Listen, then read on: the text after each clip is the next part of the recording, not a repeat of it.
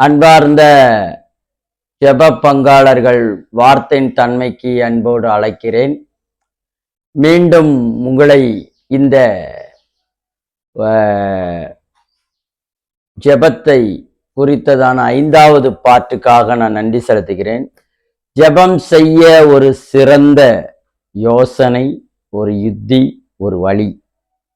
உங்கள் ஜெப வாழ்வில் பலன் தரவில்லை என்றால் நீங்கள் ஜெபிக்கும் வழியை மாற்றி சிந்திக்கவும், மாற்றி யோசிக்கவும், செயல்பட வேண்டும் என்று சொல்லி உங்களுக்கு இந்த நேரத்தில் நான் அழைப்பு கொடுக்கிறேன்.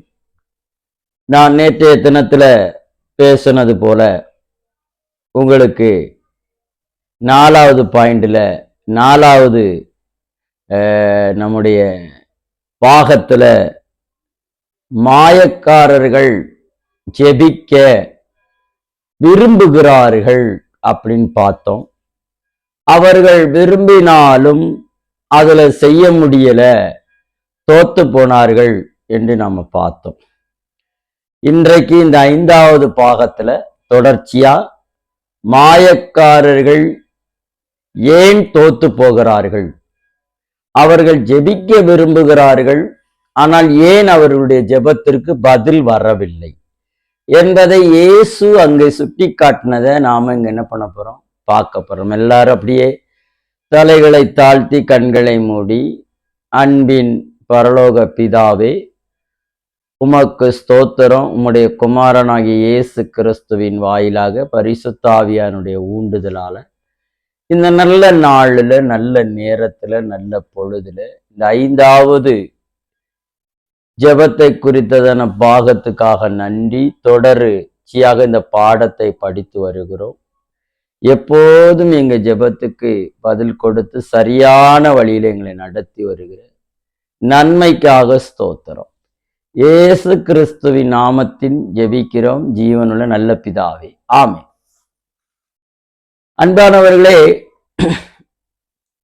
மாயக்காரர்கள் ஏன் ஜெபிக்க விரும்புகிறார்கள் அப்படின்னு நம்ம பார்த்தோம். அதுல ஏன் மாயக்காரருடைய ஜெபங்கள் எல்லாம் பதில் வரல, நம்முடைய ஜெபத்துக்கு ஏன் சட்டுன்னு பதில் வரல, இப்படிப்பட்ட காரியங்களை குறித்து நம்ம பார்க்கும்போது, உங்கள் ஜெபங்களுக்கு நீங்கள் விரும்பிய பதில் கிடைக்கவில்லை என்றால் உங்கள் ஜெபங்கள் உண்மையிலே அன்பில் ஏவப்படவில்லை.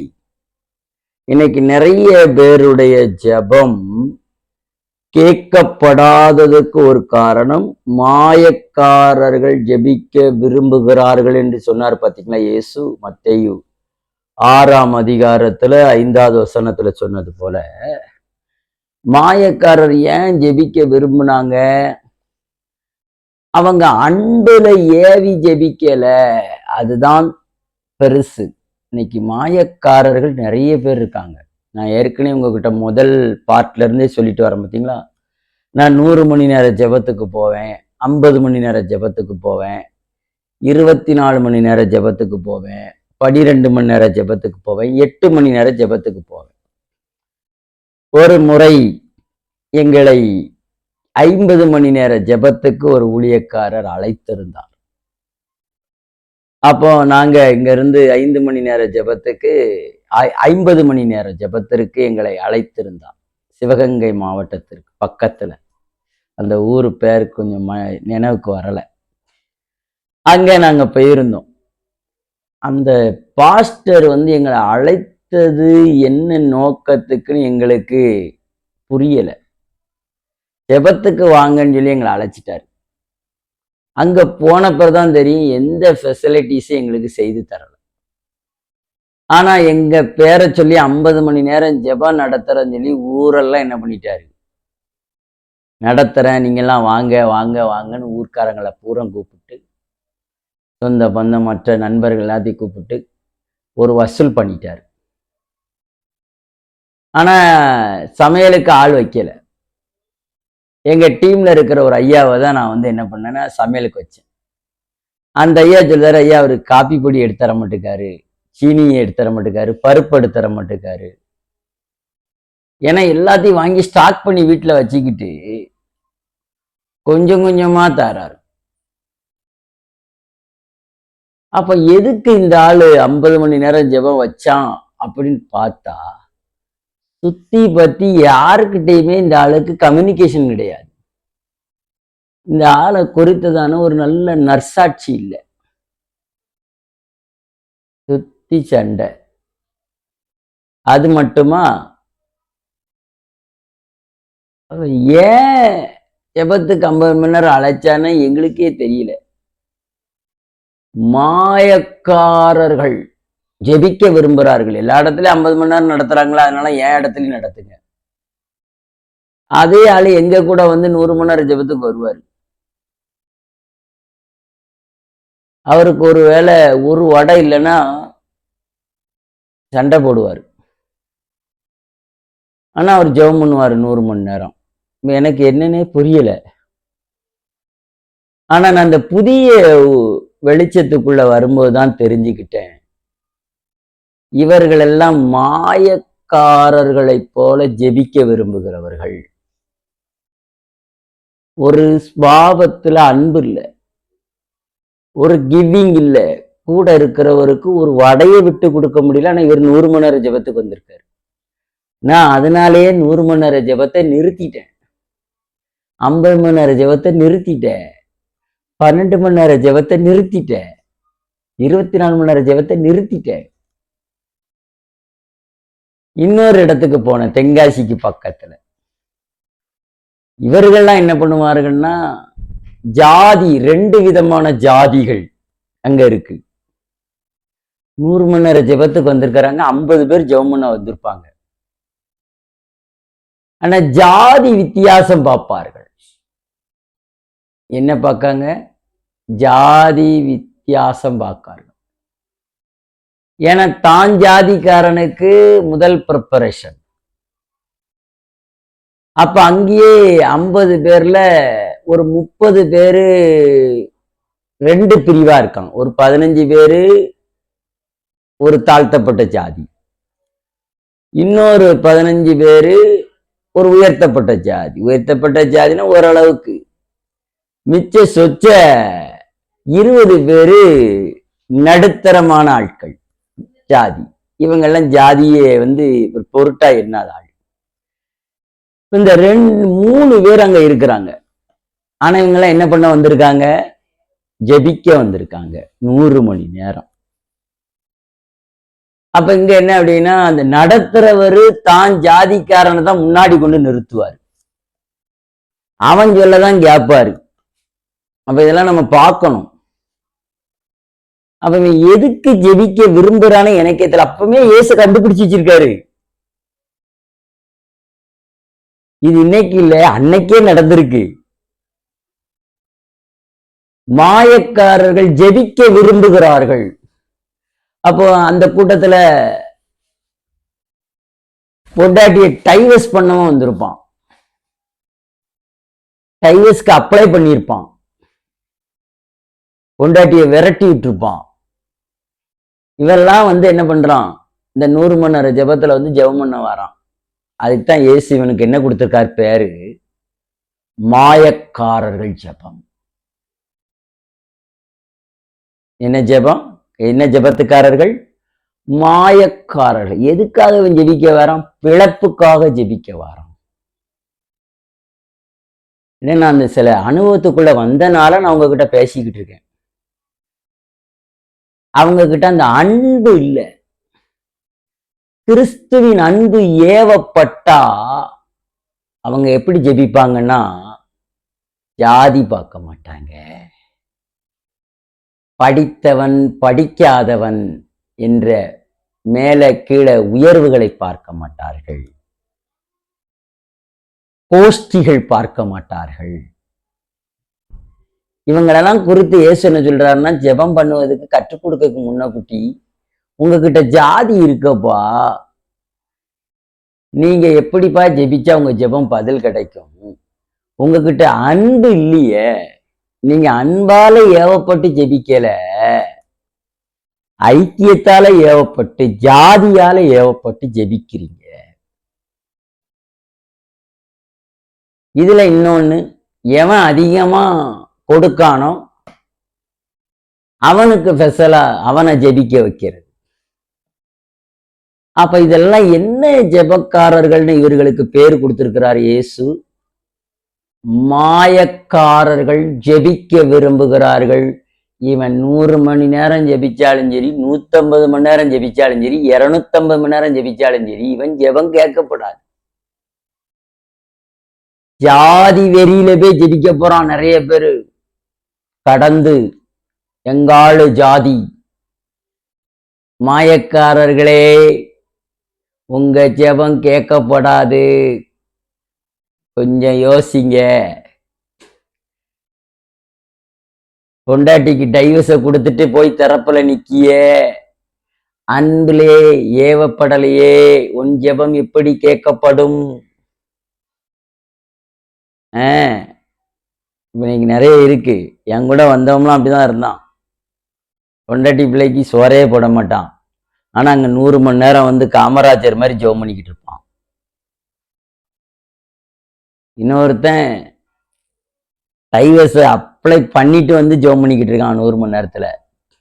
இன்ன வரைக்கும் அந்த பிள்ளையோட சேரல. அந்த பிள்ளை இன்னொருத்தனை கட்டி பிள்ளை பெத்துட்டு போயிட்டா. இன்னும் அவன் ஊழியம் செஞ்சிட்டு இருக்கான். நான் யாரையும் குறை சொல்ல வரல. இவர்கள்லாம் அன்புல ஏவப்பட்டு ஜெபம் பண்ணப்படல, மாயக்காரர்கள். என்னக்காரர்கள்? மாயக்காரர்கள். எங்க அம்மா ஒரு சபைக்கு போனாங்க. அந்த சபையில மாயக்காரர் ஜெபந்தான் நடந்தது. எப்படின்னா, எங்க அண்ணன் ஊழியத்துக்கு போயிட்டாரு, எங்க அக்காவை ஊழியத்துக்கு கட்டி கொடுத்துட்டாங்க, தங்கச்ச ஊழியத்துக்கு கட்டி கொடுத்துட்டாங்க. அப்போ என்னுடைய அக்கா இன்னொரு ஸ்தாபனத்துல ஒர்க் பண்ணல, அந்த ஸ்தாபனத்துல நீங்க குடும்பமா இங்கதான் வரணும் அப்படின்ட்டாங்க. அப்ப இவர் என்ன பண்ணிருக்கணும்? பெருந்தன்மையா என்ன பண்ணிருக்கணும்? அனுப்பியிருக்கணும். வீட்டுக்குள்ள போய் சண்டை போட்டு ஜெபத்துக்கு என்கிட்ட தான் வரணும்.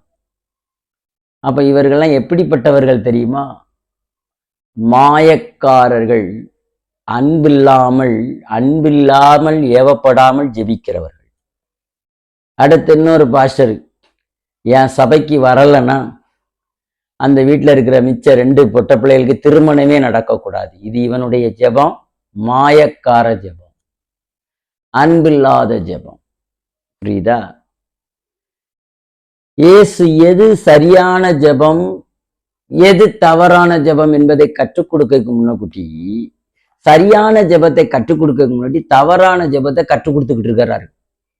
நீங்க இந்த 5வது பாட்டுல நாம தவறான ஜெபத்தை கற்றுக்கொள்ள, அதை நாம் தவறான ஜெபத்தை ஜெபிக்க கூடாது என்பதை நாம் கற்றுக்கொள்ள வேண்டும். ரைட்டான ஜெபந்தான் நமக்கு உடனுக்குடன் பதில் வரும். ஏன் இன்னும் இந்தியாவில் பதில் வரவில்லை என்றால், புதிய உடன்படிக்கையின் ஜெபம் இல்லாத வரைக்கு இந்தியாவில் எழுப்புதல் இல்லை. அடிச்சு சொல்றேன். இன்னும் கொஞ்ச நாள்ல இந்த மாதிரி மாய்மாலமா போய் ஜெபிக்க பண்ண போகிற எல்லா ஜெப சென்டர்களும் அடைக்கப்படணும். காரணம், சரியாய் ஜெபிக்கக்கூடிய கூட்டம் விரைவில் எழும்பும். அவர்களுடைய கண்கள் திறக்கப்பட வேண்டும். அதற்குத்தான் இந்த ஜெபத்தை உங்களுக்கு நான் அரை மணி நேரம் ஒவ்வொரு நாளும் பாட்டா வெளியிடுவதற்கு, பதிவிடுவதற்கு காரணம், எனக்குள் ஜெபத்தை குறித்ததான ஒரு தாக்கம், அது தவறான தாக்கமா இருக்கக்கூடாது, நேர்மறையான தாக்கமா இருக்கணும், தெளிவான தாக்கமா இருக்கணும். நீங்கள் ஜெபித்தால் அப்படிப்பட்ட ஜனங்களோட சேர்ந்து ஜெபிக்க வேண்டும். மாய்மாலமாய் ஜெபிக்க விரும்புகிறவர்களோடு நீங்க சேர்ந்து ஜெபிக்க கூடாது. உபவாசம் என்கிற ஜெப பேர்ல கணவனுக்கு ஒரு கிளாஸ் காப்பி கூட கொடுக்காம போட்டு போகிற எத்தனையோ அம்மாமார் உண்டு. அப்படிலாம் நீங்க போய் ஜெபம் பண்ணா மாய்மாலக்காரர்கள். உங்க ஜெபம் மாய்மாலமான ஜெபம். நீங்க ஜெபிக்க விரும்புறீங்க, அன்புல ஏவி ஜெபிக்கிற ஜெபந்தான் சால சிறந்தது. அதனாலதான் இயேசு முதல்ல எது தவறு என்று சுட்டிக்காட்டி உங்கள் எண்ணங்களில் இருக்கிற கலைகளை எடுக்க வேண்டும் என்று இயேசு சொன்னார். உண்மையா இல்லையா? ஜெபம் ஜெபம் ஜெபம் ஜெபம் சொல்லுகிற பைத்தியாரர்களை பார்த்து சொல்லுங்கள், ஓ உன்னுடைய ஜெபம் மாய்மாலக்கார ஜெபமா இருக்கிறது, இந்த ஜெபம் நமக்கு ஆகாது, இதுக்கு பதில் வராது, பட்டினியா கடந்து சட்டினியா ஆயிராத, உபவாசம் என்று சொல்லி தன்னையே ஏமாத்தாத, உன்னையே ஏமாத்தாத. ஆம் பிரியமானவர்களே, பாருங்கள், உங்கள் ஜெபங்களுக்கு நீங்கள் விரும்பிய பதில்கள் கிடைக்கவில்லை என்றால் உங்கள் ஜெபங்கள் உண்மையிலே அன்பில் ஏவப்படவில்லை என்று உங்கள் நோக்கங்களை பரிசோதித்து பாருங்கள். உங்க நோக்கம் பரிசோதிக்கப்படணும். எனக்கு ஆரம்ப காலத்துல என்ன சொல்லி தருவாங்கன்னா, நமக்கு நிறைய ஆத்துமா வரணும், அப்புறம் அதுக்காக நம்ம ஜெபிக்கணும், சரி, வேற காரு வாங்கணும், சரி, வேற பைக்கு வாங்கணும், வேற இடம் வாங்கணும், நிலம் வாங்கணும். நான் சொல்றேன், நீ கரெக்டா ஜெபிச்சா உனக்கு தேவையானது அனைத்தையும் உன் பின்னாடி ஒன்னல்ல 1000 வீடு தேவன் தருவார், 1000 காரு தேவன் தருவார், 1000 பைக்கு தருவார். ஏன்னா ஆபிரகாமை தேவன் பூமி தாங்கக்கூடாத அளவுக்கு ஐஸ்வர்யவனாய் ஆசீர்வதித்தார். அப்போ நம்ம ஜெபம் எப்படி நோக்கம், எந்த நோக்கமா இருக்கிறது? நான் 1000 காரு வாங்குறதெல்லாம் தப்பு சொல்லல, ஏன்னா நீ தான் ஐஸ்வர்யவனா இருக்கணும், ஜாதிகளை கொள்ளையடித்தப்பட்ட ஐஸ்வர்யவனா இருக்கணும், தப்பு இல்லை. நம்முடைய ஜெபம் நோக்கங்களை பரிசோதித்து பார்க்கணும். இதை ஏற்றுக்கொள்வது சிறிது சிரமமா தான் இருக்கும். என்னடா இப்படி சொல்லிட்டாரு, சிறிது கொஞ்சம் சிரமம் தான் நமக்கு. நம்ம நோக்கம் எப்படிப்பட்ட ஜெபமா நாம ஜெபிக்கிறோம், கொஞ்சம் சிறிது நமக்கு எப்படி இருக்கு, சிரமமா இருக்கு. ஐயோ, நம்முடைய நோக்கம் நல்ல நோக்கமா இருக்கணும், அதுவும் தேவனோடு உள்ள அன்பில ராஜ்யத்துல இணைஞ்சி ஜெபிக்கக்கூடிய ஜெபம், அன்பின் ஜெபம், சரியான நோக்கத்தோட. எல்லோரும் புதிய உடன்படிக்கையின் சத்தியத்துல இயேசு கிறிஸ்துவனுடைய அன்பின் பூரண வடிவத்துக்குள்ள அமைக்கப்பட்டவர்களாய், கிருபையை பெற்றுக்கொள்ளவர்களாய், இரக்கத்தை பெற்றுக்கொள்ளவர்களாய், அவருடைய மகிமையை பெற்றுக்கொண்டவர்களாய், நோக்கத்தோடு கூட அவருடைய சாயலாக நாம் ஜெபிக்கிறதுக்கு நாம் என்னவா வரணும்? நம்மை மாற்றிக்கொள்ள வேண்டும். மாயக்காரரை போல அன்பு இல்லாம ஜெபித்து என்னத்துக்கு?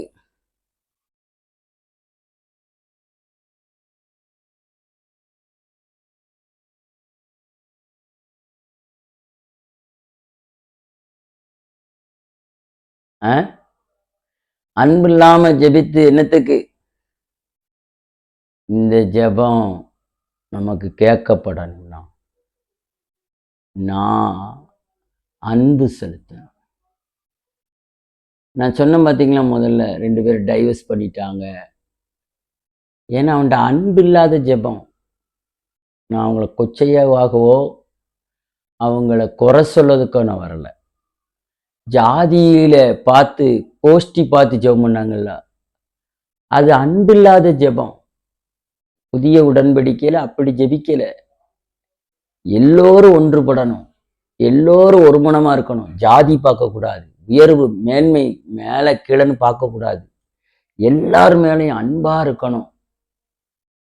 அந்த ஜெபத்தை தான் தேவன் விரும்புகிறார். கர்த்தருக்கு ஸ்தோத்திரம். உங்களுடைய ஜெபத்தின் நோக்கங்களை பரிசோதித்து பார்த்து இதை ஏற்றுக்கொள்வதற்கு சிறிது சிரமம் தான் என்பதை நீங்கள் நன்மைகளை விரும்பி சிறப்பானதையே விசுவாசியுங்கள். நீங்க நன்மைகளை விரும்பணும், சிறப்பானவைகளையே நீங்கள் என்ன பண்ணணும்? செய்வதற்கு விசுவாசிக்கணும். இங்க என்ன தேவை? நன்மைகளை விரும்பணும்.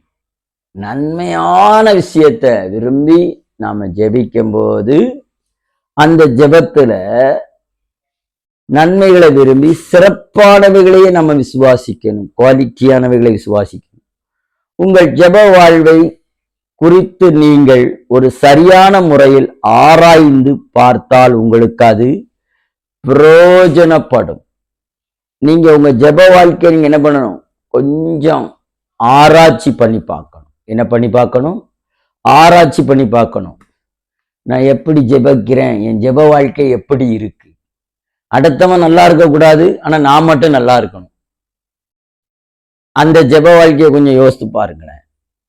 மற்றவர்கள் மேல பொறாமப்பட்டு நீங்க ஜெபிக்கிறத கொஞ்சம் யோசித்து பாருங்களேன். நீங்க நன்மையானதை விரும்பி ஜெபிச்சு பாருங்க. அது சிறப்பான ஜெபம், சிறந்த ஜெபம். கொஞ்சம் ஆராய்ச்சி பண்ணி பாருங்க உங்க வாழ்க்கையை. நீங்கள் முறையில் ஆராய்ந்து பார்த்தால் உங்களுக்கு அது பிரயோஜனப்படும். நேர்மையான மதிப்பீடு உண்டாகும்.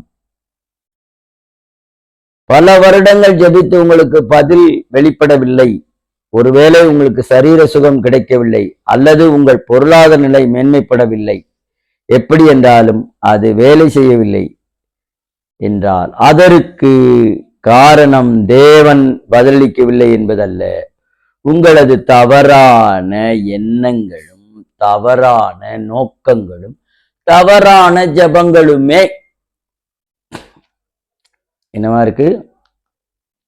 தவறான எண்ணங்களும் தவறான நோக்கங்களுமே தான் இருக்கு. அப்ப இந்த தவறான எண்ணங்களை நாம் சிந்தித்து பார்க்கணும். நம்மள சொன்ன பாத்தீங்களா எப்படி? உங்க ஜெப வாழ்வை குறித்து நீங்கள் பிரயோஜனப்படுகிற என்ற நேர்மையான மதிப்பீடை உண்டாக்கும். ஒண்ணு. இரண்டாவது, இதை ஏற்றுக்கொண்டு சிறிது சிரமம்னு சொன்னேன். மூணாவது சொன்னேன், என்ன சொன்னேன்?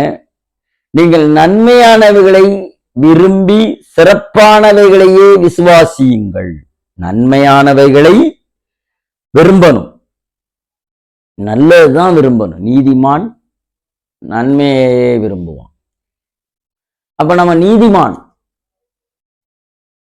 அப்ப நம்ம நன்மையானதை விரும்பணும். நாம தேவனுடைய பிள்ளை, சிறப்பானதை ஜெபிக்கைக்கு நம்ம என்ன பண்ணணும்? முன் வரணும். அப்பனாதான் நம்முடைய ஜெபத்திற்கு பதில் கிடைக்கும். நான் நன்மையானதை விரும்பாம சிறப்பானதை விரும்பாம விசுவாசிக்காம நான் ஜெபிச்சா அது எனக்கு பதில் கிடைக்கல. எனக்கு சுகத்துக்கு பதில் கிடைக்கல, பொருளாதார மேன்மையில எனக்கு பதில் கிடைக்கல. காரணம், நான் நன்மையானதை விரும்பல, நான் சிறப்பானதை தேர்ந்தெடுக்கல, நான் விசுவாசிக்கல. ஆனா ஏதோ நான் ஜெபிக்கிறேன். அதான் என்னது? மாயக்காரர்கள் ஜெபிக்க விரும்புகிறார்கள். நீங்களும் அப்படித்தானே? கொஞ்சம் மாற்றி ஜெபிச்சு பாருங்க.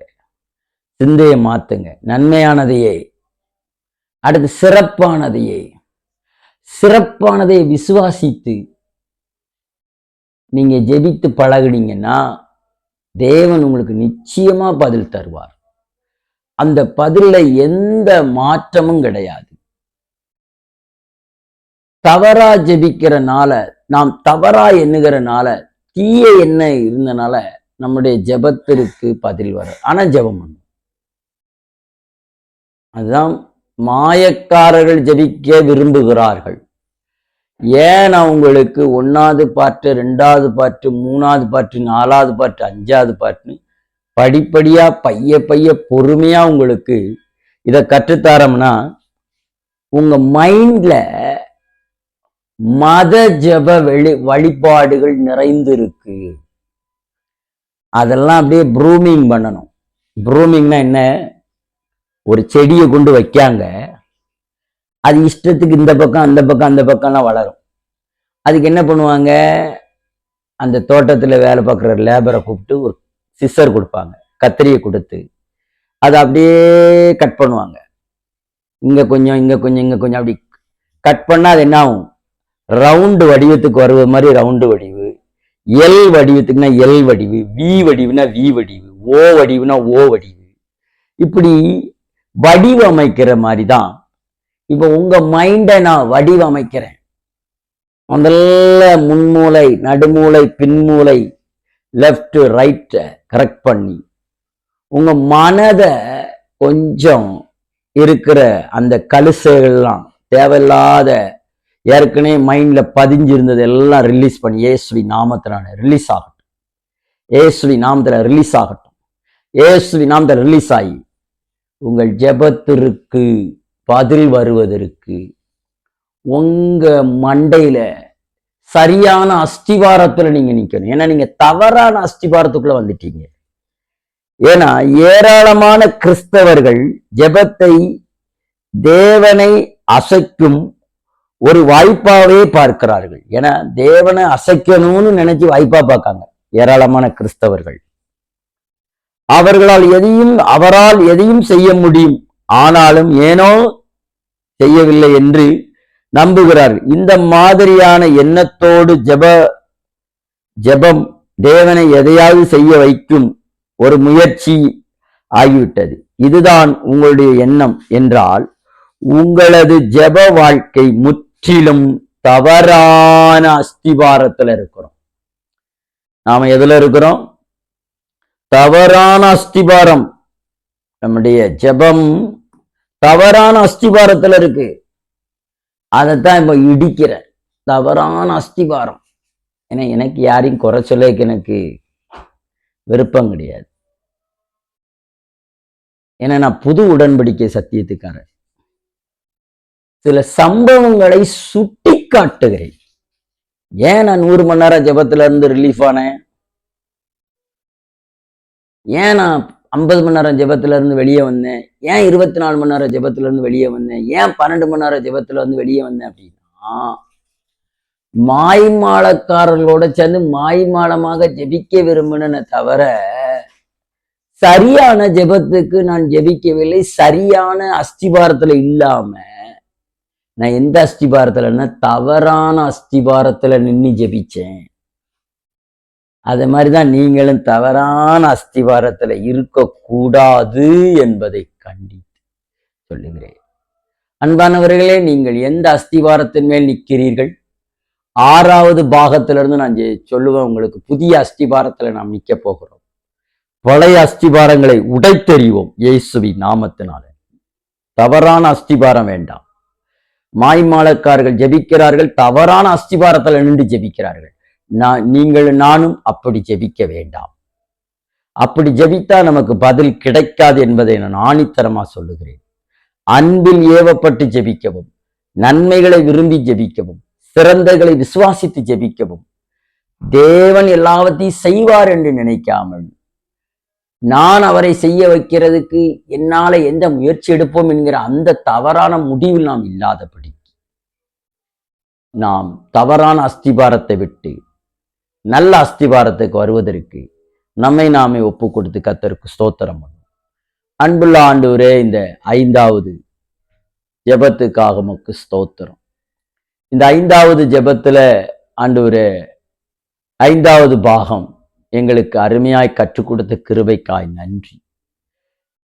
நாங்கள் சரியான அஸ்திபாரத்துல நிற்பதற்கு தவறான அஸ்திபாரம் எங்களை விட்டு களைந்தெறியப்படட்டும். நல்ல அஸ்திபாரத்துல நிற்க தேவன் எங்களுக்கு கிருபை தாரும் என்பதை காட்டிலும் நீ கிருபையை வைத்திருக்கிறீர். நல்ல அஸ்திபாரத்தை நாங்கள் எடுத்துக்கொள்கிறோம். இயேசுவின் நாமத்தினாலே ஜெபிக்கிறோம் நல்ல பிதாவே. ஆமேன், ஆமேன், ஆமேன்.